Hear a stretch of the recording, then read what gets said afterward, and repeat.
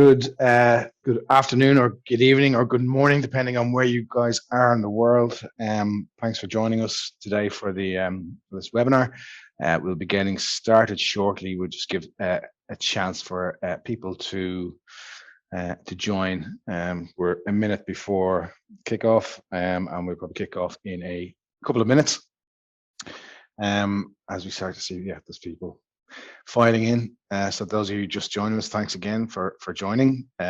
We will be starting the webinar very shortly. I'm just waiting for people to come in. It's just 5 p.m. here in Dublin, in Ireland. And as I said, good morning, good afternoon, good evening, depending on where you guys are in the world. And we are quite well spread in terms of our attendees today.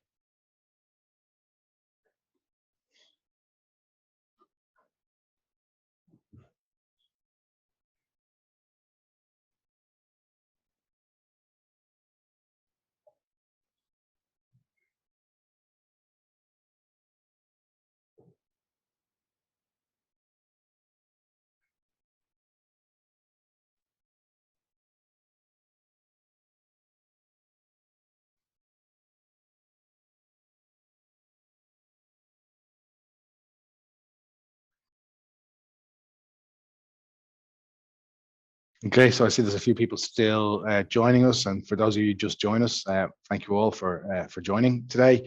We're just giving it a minute or two to allow people who are signed up to attend. I think we're getting very close to that number now, so we may start in about 2 minutes if that's okay with everybody.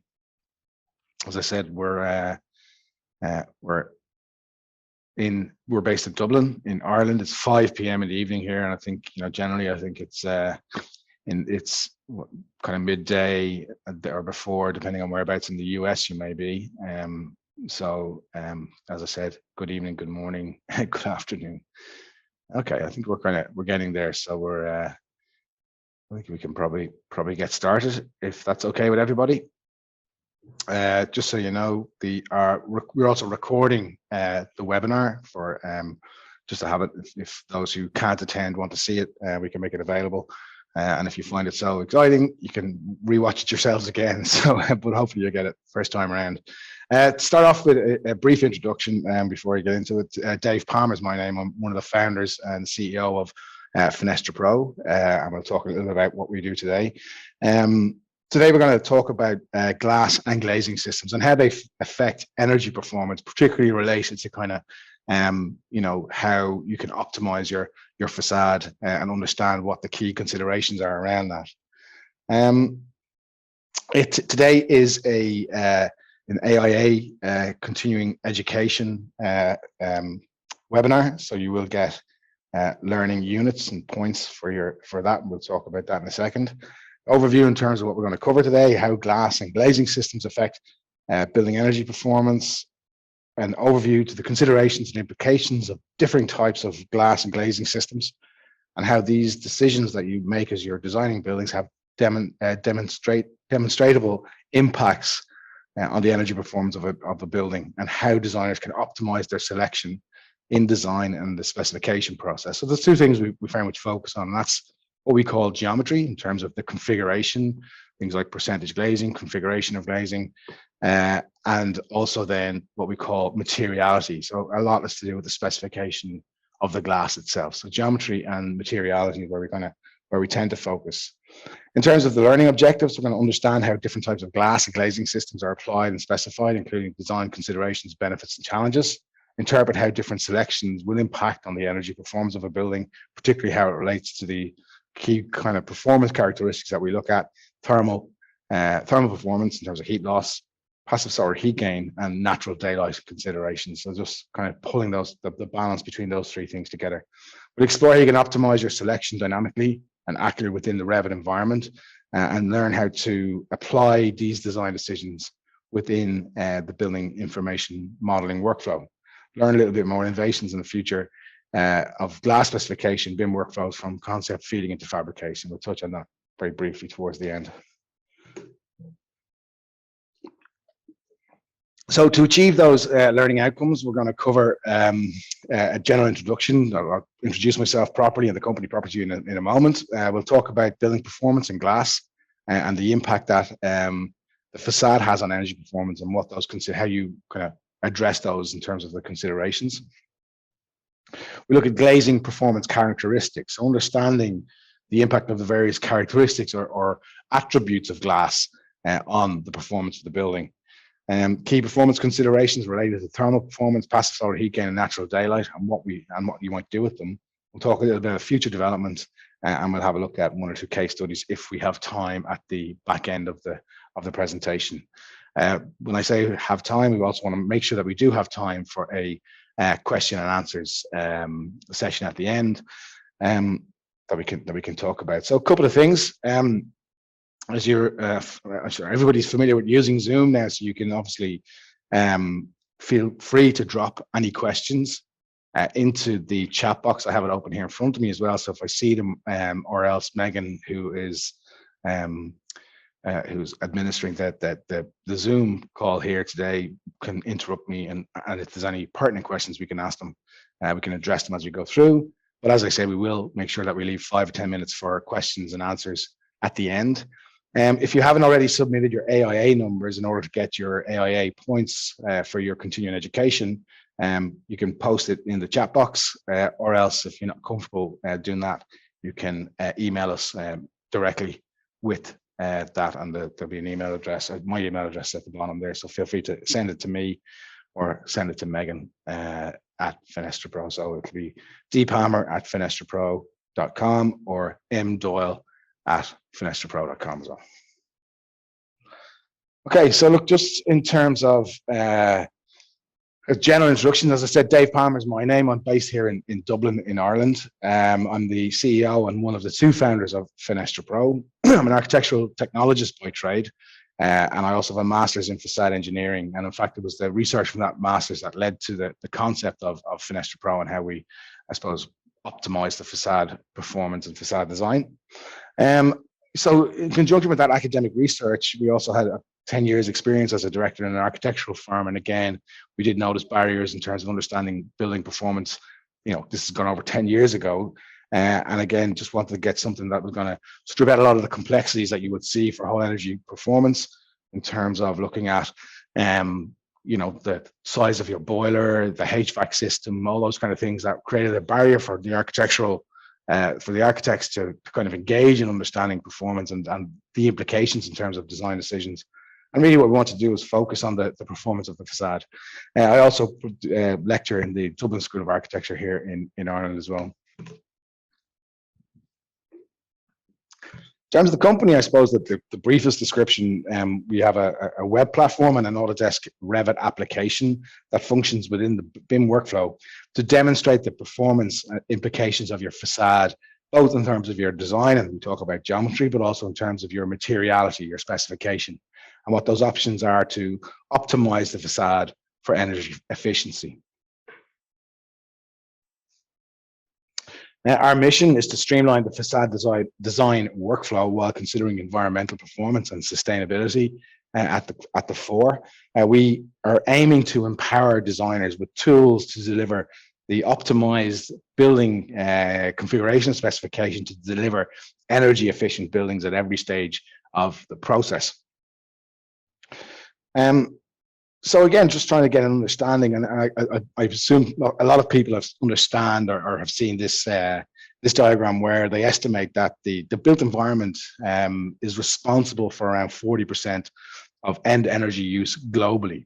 And if you think about commercial buildings within that, and that's really where the application really adds significant value. We talk about, you know, over half of that is coming from commercial buildings, the other half obviously residential.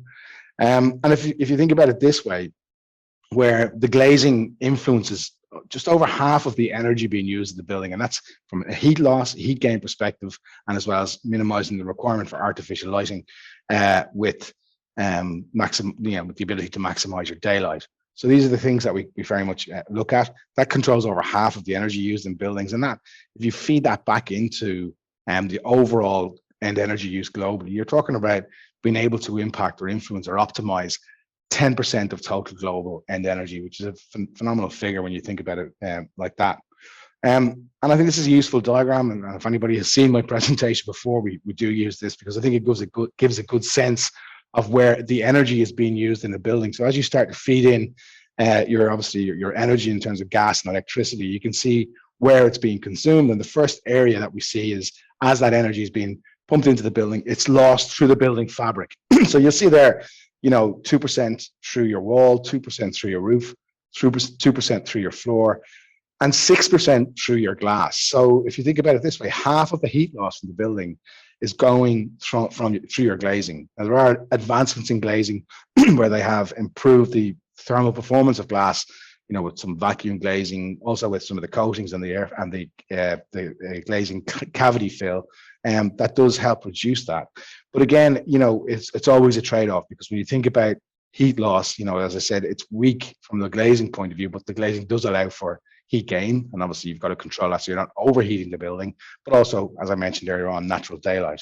So if we look at that natural daylight requirement, so the requirement, the energy, 19% of energy is used with artificial lighting. Now, obviously, a lot of that, or half of that, particularly in commercial buildings, and this is an office environment that we're looking at here, is nighttime lighting. So again, particularly during the winter months when you get early evenings, darkness at early evening, you're not going to reduce your artificial lighting down to zero. You'll still have that requirement. But what you want to try and do is maximize your daylight during daylight hours to ensure that the building is, that daylighting is optimized and performing at its best to reduce the amount of artificial lighting required. The big one, and we see a quarter of the energy, and that's being used in your comfort cooling and mechanical ventilation system. So again, just over 25%, or just a quarter of the energy is being used in terms of your heating and your cooling loads. And I think then, so if you look at that, that's, as I said, over half of the energy being controlled or being managed through the facade. The rest, as I said, it looks at like flue losses, hot water, electrical equipment, pumps, controls, office, and so on. But I think that gives a good sense and a good understanding of the amount of, I suppose, the level of energy that you can control, through the optimizing the design of your facade and getting it right from the get-go. So, what are the key performance characteristics that we like to look at? And I guess it's understanding the appropriate selection of glass over half of building. That influences over half of the building energy in itself. We said thermal performance, the amount of heat lost through glazing is the big component of that. Solar heat gain, the amount of passive heat gain through your glass. And again, what you're trying to do is you're trying to maximize your heat gain into the building, but stop the building from overheating, because the cooling load is actually 3 times more expensive and more energy inefficient than the heating load. So again, maximizing your glazing, controlling your heat gain, that it's within a range that is manageable, that you're maximizing your heating, but again, not overheating the building. And typically, and forgive me if I speak in European terms, when I talk about, what we look at is somewhere between 15 and 25 watts per meter squared in terms of what that heat gain should be. Anything over 25 watts per meter squared, we typically see as an overheat. And that's, I think, as I convert, is about 7.5 BTUs per square foot per hour. So, and then over 15 is where you're starting to see that trying to get over that to maximize the amount of heat that's coming in to reduce your heating load, which I think is about 5 BTUs per square foot per hour.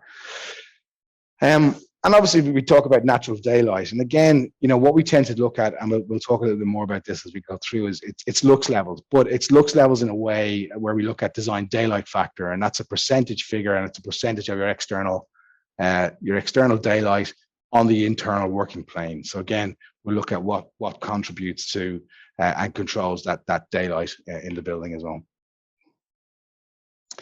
Now, the one thing about these things, and as we talk about heat gain and daylight and thermal performance, you get a sense that these things tend to work against each other.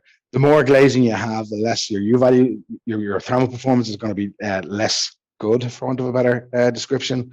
What you want to have to do is maximize your daylight to maximize your percentage glazing to maximize your daylight, and then obviously get that balance between the two by getting the right amount of glass with the right configuration and specification to control your heat gain, I think is probably the best way of putting it. So these things are often working against each other. So, what we're trying to do is provide a balanced approach, looking at that geometrical arrangement in terms of your fenestration or your glazing arrangements.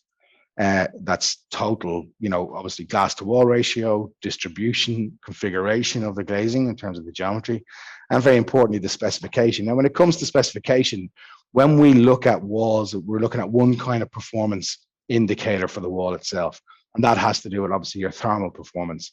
When we look at glazing, there's a couple of more, I suppose, factors or characteristics at play. So we will look at, passive solar heat gain, which is controlled by your solar heat gain coefficient of your glass. And when it comes to daylighting, we look at the visible light transmittance, and of course, the U value or thermal performance of your glazing is also considered as part of that. So I touched on it there a moment ago. When it comes to your thermal energy transfer, your U value or value, generally what we look for is a lower U value or a higher or value to minimize heat transfer. So again, trying to get that controlled. And we've seen in recent years, and it's really coming to the fore now, I think, we have a significant amount of vacuum glazing in our database now, which obviously has pretty phenomenal U values compared to double glazed units, probably twice as good as your standard double glazed unit. These are vacuum controls. In other words, that they're two sheets of glass where the gap between the two, whereas the air is vacuumed from that, and it creates a vacuum, as we said, and obviously has a really high thermal performance values associated with. So again, that's the first kind of configuration or the first consideration we look at. The second is to do with your solar heat gain coefficient or your solar factor. And this is your direct and indirect heat gain from the sun in terms of how it's being reduced. And again, with advancements, and you can see there, typically on surface 2, we have a micro coating on surface 2, and that enables us to reduce the amount of heat that's coming in. So if you think about it this way, you might, you're talking about, like on a solar controlled glass unit, you're talking about a solar heat gain coefficient of around, can be as low as 0.2, 0.25. That is a 75 to 80% reduction in the amount of heat that's coming into the building. At the same time, then we look at visible light transmittance, and where we're looking to try and do is take select a piece of glass with a high VLT or visible light transmittance to minimize the reduction of daylight coming into your space. So again, your standard double glazed units would have, you're looking at what, 0.7, 0.8, or 0.75 thereabouts, and that's a 30% reduction in the daylight. Where you look at, for example, a tinted glass, you will have a lower solar heat gain coefficient down around the 0.2, which we talked about, so an 80% reduction. But a typical tinted glazed unit would also have a really low solar heat gain coefficient. So your visible light transmittance. So your visible light transmittance could be 0.2, 0.3 as well, where you're looking at that 70, 80% reduction in daylight. Solar control glass or solar control glaze units, they would typically see, your solar heat gain coefficient down as low as 0.2, but your visible light transmittance as high as 0.8. So again, not reducing your heat gain without actually reducing the amount of daylight in the space. And one of the things I think we touch on it today, and when you start considering shading, if you think about a fairly straightforward horizontal canopy over a window or over a part of a curtain wall, you might reduce your heat gain by 40, 50%, just by, depending on the orientation, but let's say, and depending on the time of year, etc. But let's say average across the year, you could be looking at a 40% reduction in your heat gain. The issue there is because you're reducing the visible sky angle, which is a major influence on the amount of daylight coming into the space, you will see significant reductions with a horizontal canopy, as an example. You'll see significant reductions of daylight coming into the space. So again, you're talking about maybe a 30, 40% reduction in your heat gain with a horizontal canopy on a south elevation. Whereas you're probably looking at a 50, 60% reduction in your daylight. So again, you might be getting your heat gain down not as much as you would with glass type, but you're having a hugely negative effect on the daylight. So these are the kind of considerations that you need to think about when you're looking at these various different considerations. So let's look at thermal performance first. Thermal performance, simply put, is a factor that is concerned with how well the building can retain or keep the heat inside it. U value, also known as thermal transmittance, is the rate of transfer through a structure, which can be a single material or a composite material, as the case is with glazing, divided by the difference in temperature across that structure, where you're looking at 1 degree separation between the two. The units of measure is watts per meter squared Kelvin, or the BTUs per hour per square foot Fahrenheit. And again, the better insulated structure is, the lower the U value. The term R value stands for the thermal resistance, and that's the measure of the ability of a set of components, such as a wall or glazing, to resist heat flow through any given material or assembly, and that can offer as a result of suppressing conduction, convection, and radiation. A higher R value is better, because the higher the resistance, the lower the U value, because the U value is the invert of the resistance. So it's 1 over, U is equal to 1 over R. It's measured in Fahrenheit square feet per hour, or per BTU, or kilometers squared per watt. R values take account the thickness and the conductivity of the components. And as I mentioned a moment ago, the U value is the invert of the R value. So again, the higher the resistance, the lower the U value, the higher the R value. The glazing U value provided by manufacturers is typically what we see is that center pane U value. So again, we talk about the actual components, but we also consider the system values again. So, we look at the center pane U value, but that doesn't take into account the dissipation of that U value from the center of the glass to the edge of the glass. There's 2 standards we look at for the European, that we look at for this. The European standard looks at the variation at the edge of pane. So they look at linear heat loss. NF4C looks at the a variation of the edge of pane. So again, when we look at linear heat loss, or psi values for European standards, NF4C looks at a variation at the edge of pane. We also have to take into consideration the frame, the panels you might have in a curtain wall system, etc., and that gives you an overall U value. The glazing center pane U value, combined with the U value of the opaque elements, can be used to calculate an average weighted area U value. And you'll use this at an early stage of the design process, where that average weighted area U value, in conjunction with the elemental U values, can be used to establish things like glass to wall ratio. So I know in certain areas where, ASHRAE, for example, might restrict the amount of glass that you can have in a building. We can overcome those restrictions if you just think of what that performance looks like. So for example, if you're limited to 40% glass, you have to have an elemental U value of 1.2, let's say, for your glazing system, and let's say 0.2 for your wall system. That will give you an overall thermal performance value. If you improve the performance of the glazing and the wall itself, all of a sudden you can get the same overall thermal performance value with an increased percentage glazing area on the facade as well. So I see a question coming in there. In general, is there a rule of thumb to determine the R value of multiple layers, 3, 4 of an IGU, 3 or 4 panel IGU? So you're talking about double or triple glazing in terms of what that. There isn't really a rule of thumb. I think it does. It's not a linear. It's a curve in terms of, when you go from a single glaze, obviously there's a very big jump to a double glazed unit, because you've got the introduction of gases within the double glazed unit. You also have coatings and so on. And then as you add an extra layers to that in terms of triple glazing, with 3 panels of glass, you're talking about additional cavities. But I suppose it doesn't increase at the same rate as it does from single to double to triple. There's no real rule of thumb, but you will get, where you're looking at triple glazed units, the manufacturers will provide specific U values for those. And again, they can vary based on what gas fills you're using, what the coatings are on the glass, and obviously the size of the cavity and thickness of glass as well. So it's very difficult to get a rule of thumb for that. Hopefully that answers that question.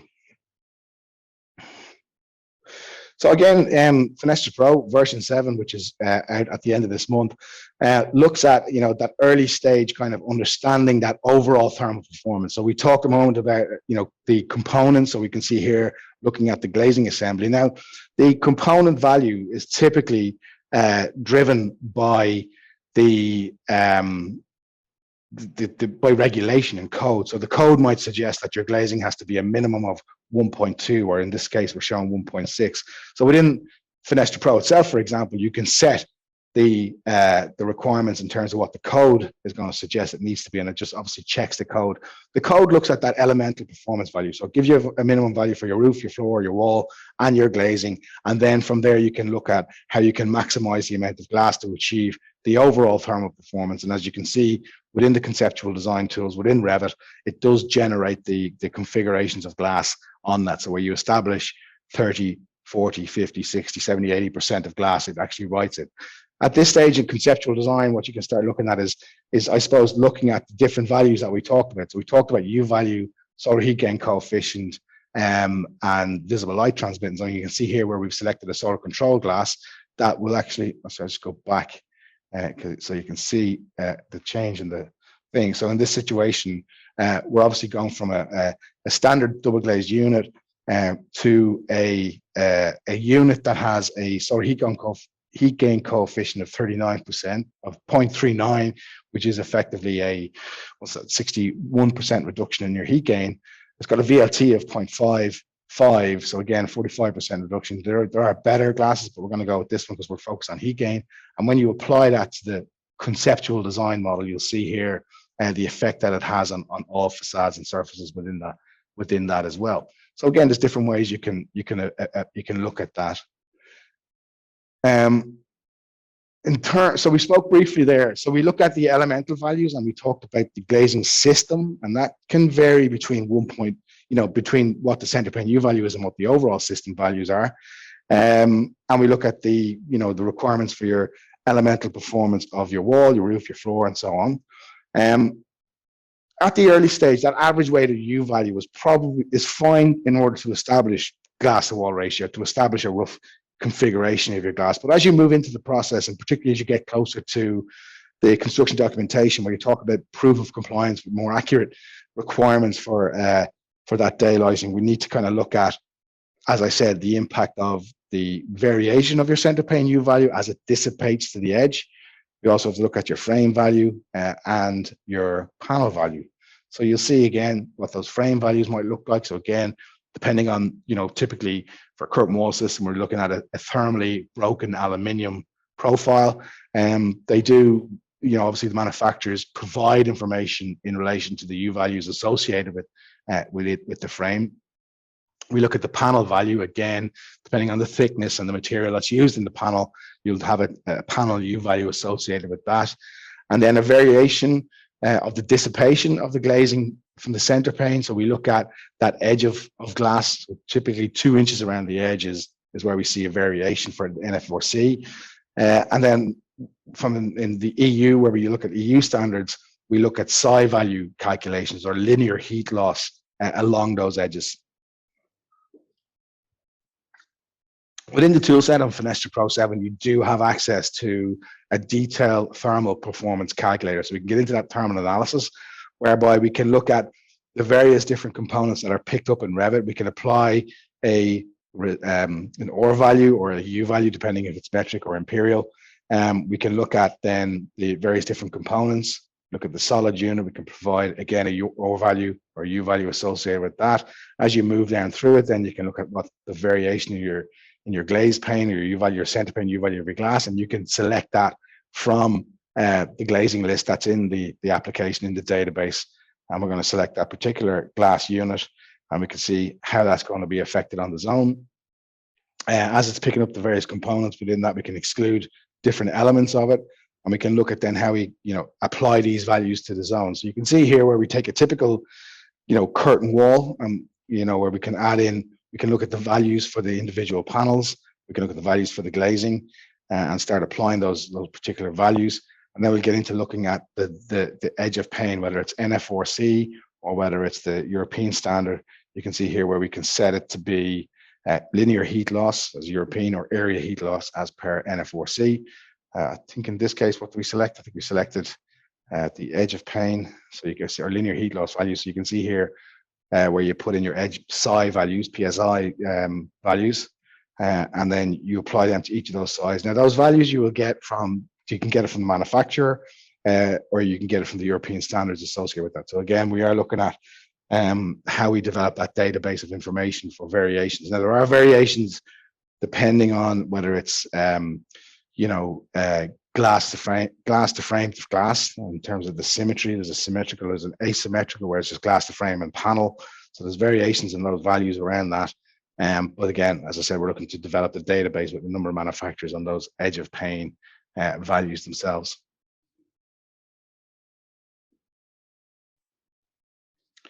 And you'll see there how we apply the different components to get an overall thermal performance. I'll just go back a little bit on that video, and you can see here as we start looking at the variations of those different elements, I'll go back probably a bit too far, and start applying the edge of pane values. You can see here it's giving a much more accurate picture of what that U value is, and what it does, it actually applies it back into the Fenestra Pro detail piece as well. So when we look at heat gain, we talked about passive solar heat gain, which is also known as solar heat gain or passive solar gain. And it's the increase in the thermal energy of a space, object, or structure as it absorbs incident solar radiation from the outside. So again, you will end up, if you've got the same glazing arrangement on your south and your north, you end up with more heat gain on your south, obviously, because that's where you're getting most of the sun. You've got higher external solar loads. When we talk about solar load, we're talking about that solar load on the external hitting the glazing. And when we talk about solar gain, it's what percentage of that heat gain comes into the building and is absorbed into the space, object, or structure itself.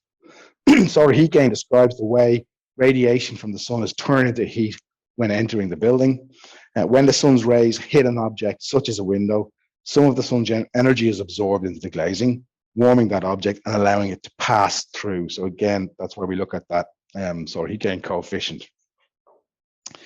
So it's a factor. Solar heat gain coefficient is a factor. So too is visible light transmittance. So 0 to 1, with the lower values being better able to reduce your heat gain. So as I said, if you've got a solar heat gain coefficient of 0.3, you're talking about a 70% reduction in that heat gain. Managing heat gains to reduce heating and cooling requirements is key, but also part of that consideration is location, orientation, seasonality. Whereas we can look at peaks and troughs throughout the year, and again, depending on the location, what you typically see is a bell curve, and you've got the higher, particularly on your south, you've got your higher solar incidence. I think I have a diagram here which is very useful for actually demonstrating that. So if we look at the vertical planes and we look at the different orientations, we'll take south, for example. I'm not sure if you can see that where those peaks and the troughs. It's actually quite surprisingly in the spring and autumn that you get on your south facade. And again, that's to do with the location, the height of the sun, in terms of a lower sun will provide more penetration. So for example, if we look at the east and west, it peaks in the summertime. So typically June is when you're getting your peak heat loads on your east and west. And that's to do with the angle of the sun. So as that angle of the sun rises as it goes south, and you can see it there in the diagrams at the top, it's less ability to penetrate deep into the building's facade. So you do see those variations. As I said, the one that we kind of tend to see surprise around is that south versus the east-west. And again, east-west is probably just as high when it peaks as it is. So you do see those, peaks and troughs across the year, and that's a very useful diagram. Obviously, some things that affect that shading, and that could be shading from the building itself, if it's an L-shaped building, or shading from surrounding buildings. So again, if it's a densely populated area where you've got a lot of buildings around your site, you'll see significant shading from surrounding buildings. The other shading that we also look at then is shading devices. So again, we can optimize the shading device within at the early stage in conceptual design, in terms of looking to reduce your heat gains by shading alone or combined with glazing. And we talked about the advantages and disadvantages of glazing over shading. But again, these are all part of your considerations. And again, it's a trade-off, because daylighting has to be considered. So daylighting describes the controlled use of natural daylight in and around a building. It is the practice of placing windows so that natural light provides effective internal illumination during the day. And that has a lot to do with obviously the fenestration arrangement. And again, there's things here that are like, obviously we all follow rules of thumb when we're designing these things, and we can see how that plays in. For example, the higher your head height of your window, the better depth of penetration of your daylight, therefore the higher your daylight factor will be. Design daylight factor, and I talk about daylight factor, is what we use to measure. And again, it's a good early indicator. We're not talking about design autonomy where we can look at that, 600 by 600 or 2 foot by 2 foot grid across a floor, where we can look at the illuminance levels in each one and color code them to get that design autonomy. That's something that that can be done. It's easily done. It's done in Revit. We very much focus on that kind of early stage metric, which is, as I said, design daylight factor. And that's a measure of your percentage of your external luminance levels internally measured on the working plane. So if you think about it this way, what we look at is 5% is a good design daylight factor, because that means that 5% of your external lux levels is coming into and being distributed across the perimeter zone on the working plane. So if you think about it, on a typical clear day, we're talking about lux levels externally in and around 10,000. So 5% of that would be 500 lux on the working plane, which is good. 200 lux, which is kind of the minimum, which is typically 2% on a clear day, and it's seen as minimal because that's, again, that's your benchmark baseline in terms of you should be above 2% daylight to make it as comfortable as possible. SIPSI have an ASHRAE, I think they both have the same or similar description of anything above 5%. They describe as cheerfully daylit, which I think is a lovely way to describe what we're talking about in terms of that. So visible light transmittance, which is the characteristics of the glass that affects natural daylight, typically between 0 and 1, with the higher values being good or being better to ensure natural daylight. Interestingly, I recently presented to a group in the Middle East, and I was picked up on this by saying, actually, in the Middle East, because you get issues with glare and there's such high levels of daylight, that they like to see the VLT being lower. So again, you can use tinted glass as opposed to solar controlled glass in those instances. So interesting variations based on where you are in the world. Things that influence the amount of daylight coming in, the area of glazing. So again, you can see from that diagram, obviously, the more glass you have, the obvious thing is the higher your daylight values will be. The configuration of the glazing, and we talked about the idea that the higher the head, the more depth of penetration, and we'll see some rules of thumbs around that in a second. You can see here where typically your sill to head height will result in a reasonable daylight at 2.5 times that back. And you can see here where the percentage daylight factor, where you go from 10 down to 0, and you can see how that's affected the further back you go into the room. And typically what we're looking at is the working plane. So if you look at that 5% daylight that we're looking to try and achieve on a 30% glaze ratio, you'll see it there. It's kind of, you're at the 5%, maybe, what is that, 1.5, 1.6, 1.7 meters back. Whereas if you look at that 2% minimum, which I think we can highlight as that red line there, to get that on that 30% minimum requirement, you can see it down here as just over 3 meters back. So interesting kind of rules of thumb, but you can see here where that kind of spreads itself back into the depth of penetration of your daylight based on your head height, for example. And we talked about it a moment ago, shading from surrounding buildings or shading devices. When you're calculating design daylight factor, we use the visible sky angle, or VSA. The lower that visible sky angle, the more negative impact it has on the amount of daylight. So for example, if you're reducing your visible sky angle, the amount of sky that you can see from the working plane within the building, that has a hugely negative effect on the amount of daylight coming into the space, and that's part of the consideration as well.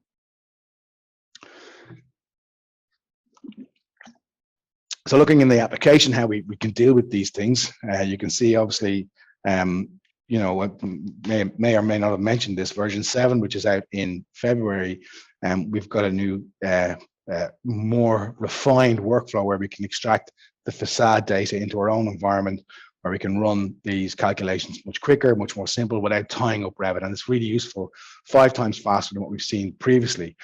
In this situation, obviously, we can select a particular component of the facade, which we refer to as a surface. We can also look at spaces, so we can actually select a space where it looks at the combined heat gain and daylighting within that space. That's another story. We can base our search on the actual material performance, so we can say we want to have a glazing that has a U value lower, in this case than 1.54, has a solar heat gain below 0.3, and a VLT higher than 0.6 is in this case. So you'll see your list being refined based on those criteria. We can also, by selecting this button here, we can also select it based on performance. So again, we can reverse engineer the performance back in.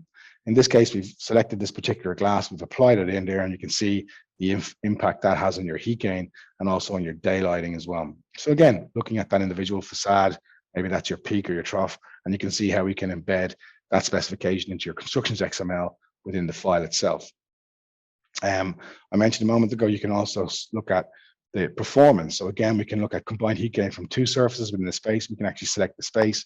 We can set the max U value, the max heat gain, and the minimum daylight requirements. So again, putting in those design daylight factors requirements, it'll also refine the selection to meet that. You can apply it to the building and then select to achieve that 25 watts per meter squared, as we saw a moment ago. So talking a little bit about, so that kind of gives you an indication of what it's looking like in terms of the overall performance requirements of each of the daylighting, heat gain, and thermal performance, the factors that influence that from a glazing point of view. And we do very much focus on geometry and materiality. So again, the configuration and specification that leads to these passive designs strategies and the appropriate selection of materials as well. Within, as you can see, look, within the model, within the building information model, within the application within the model, we generate huge amounts of data. So if you look at, if you think about heat gain, we can have the heat gain on a daily basis or hourly basis across the year. We tend to kind of bring that up to, annual average or monthly averages, and we can look at peaks and troughs. So again, lots of heat gain information. Similarly with daylight, can be quite, you can look at each individual space, each individual facade, orientation, etc. And again, lots of information being generated. So we do have the ability to export and customize that information into reports from the application onto the web. And that enables you as a designer, to have that informed conversation that feeds into the process when it comes to that mechanical engineer. One of the challenges we've seen, and I know 1 or 2 of our users are on the call and will probably attest to this, the Revit energy model, the energy analysis model can be challenging, particularly on big models. So about 2 years ago, we launched an auditing tool that enabled us to do an audit on the energy model, identify any issues, and guide our users to fix those particular issues. Version 7, as I may have mentioned already, is out in February.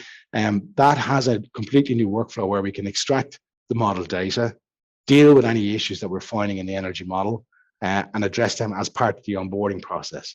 Then the application can work within Revit, still within Revit, but in our own environment where we can see these changes and so on, apply those changes, and it can write them directly back. So one of the key advantages Fenestra Pro offers is that it is in the workflow. You don't have to export the model, bring it somewhere else, and bring it back.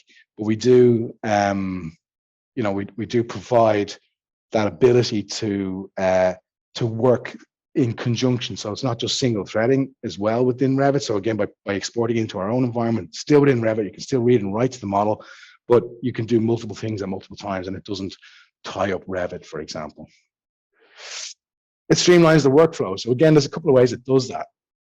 By automatically generating, and we never even talked about the ability of the application to create configurations based on performance. So if you have a part of the building or a room that hasn't got the glazing configuration, you can say, well, I want to achieve 25 watts per meter squared on that in that space. So if I use a standard glass, I might get a punched window and you can control the configuration. So you might want a window that's 1.2 by 2.4, say. And then you say, well, with the standard glass, I might get 2 windows to achieve that heat gain that I'm saying I want to max out on. If I go to solar control glass, which will, cut the solar heat gain coefficient down by, more than half, a third effectively, that can actually, then all of a sudden you might get 6 punched windows. And again, using performance and the aesthetic to kind of to drive the configurations and automate, it automatically will configure the glazing arrangement for you through the application.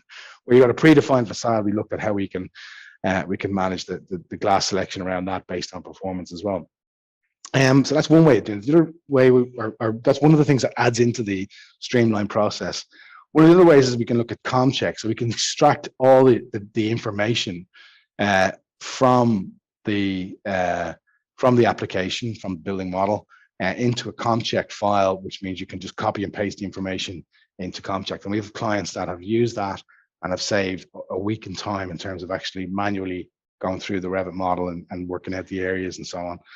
And one of the big kind of things that we say, again, it eliminates late stage redesign. So again, when the engineer gets involved, they're designing the HVAC system. They typically invariably or often, they often feed that information. They often, highlight particular issues. Like you may have too much glass, the glass specification is incorrect. You may not have enough shading. And that tends to lead to late stage redesign, which, as we know, is the expensive redesign that we see. Whereas, what the application can do is effectively eliminates that, because it does enable you to have an informed conversation with the mechanical engineer at that later stage. It does enable you to kind of demonstrate the optimization of the facade in terms of its configuration, in terms of its specification. So again, that's where we see that workflow.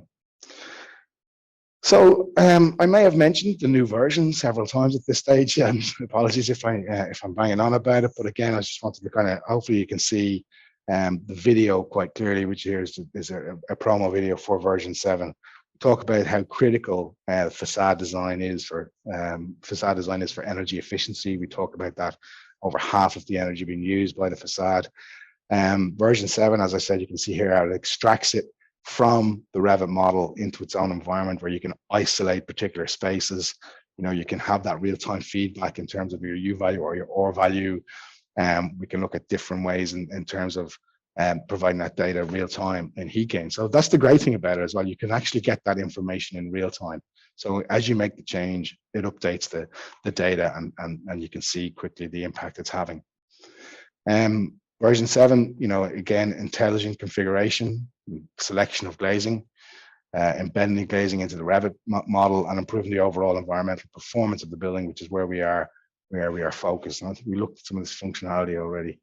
So while this video plays, I'm going to go back to the question: if somebody designs a new customized curtain wall or window system, can he use Fenestra Pro app to calculate, simulate thermal, solar? Absolutely, yeah, of that system. If not, do you know the software? No, that's what we do. And I'm going to show you a case study in a moment where it gets a little bit more sophisticated in terms of what we did for a particular. So that detailed thermal analysis tool that we talked about was for a very sophisticated set of panels, where we were looking at swapping in, swapping out different panels in different scenarios and looking at that immediate feedback in terms of heat gain. So I'll show you that in a second. So the answer to your question is yes, we can do that. We talked about the code compliance here, where we can ensure that we're meeting those code compliance. You can see how we can generate, customize specification and performance reports and so on.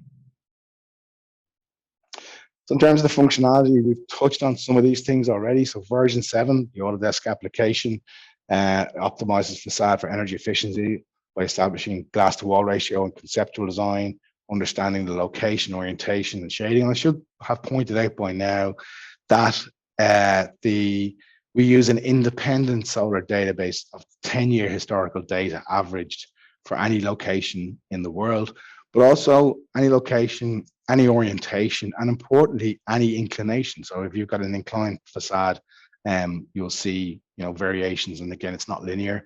you see variations in the heat gain based on that, and it's taken into account as well.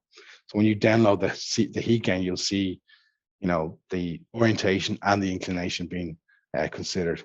Intelligent specification based on performance, or automatically generating configurations, real-time performance data, so that feedback, compliance data for local code compliance, specification performance, and detailed calculations. So there's some of the functionalities that we typically look at within, that we typically have. Again, we can go into a lot more detail on that, but again, it may not be the appropriate time for that. I'm just conscious of time. We did talk about future developments, and again, what we're seeing now, we're working with a number of manufacturers to look at how we can tie the design process into the fabrication process. So again, leveraging BIM data for the purposes of fabrication, it's really interesting. And actually, it's been described to us as a closed loop with the manufacturers, so they can start feeding data back in, so information back into the design process. So for example, if your typical ribbon is going to give you ribbon of glass in terms of a sheet of glass that comes off the fabrication off the molten tin or off the fabrication line, you're going to cut that into a number of sections, and you want to try and minimize your waste. And if you select a glass that's, let's say, your configuration of your curtain wall might be, let's say your mullions or your transoms are 1.2 apart, but if you go slightly beyond that, all of a sudden you're increasing the waste off the ribbon, and that could be a warning that will feed back into the design process. So you see here where we talk about geometry, that's your establishing glass to wall ratio and that conceptual design. We look at material performance as we move into schematic design, more detailed product specification. Another thing I probably should have mentioned at this stage is the ability to actually customize your own glass. So both Guardian Glass and Vitro in the US, Guardian more globally, you can go into their configurators. So Guardian Glass Analytics have a performance calculator where you can configure your own double glazed units, and you can actually bring that into the application and apply it to the Revit model and look at the performance implications.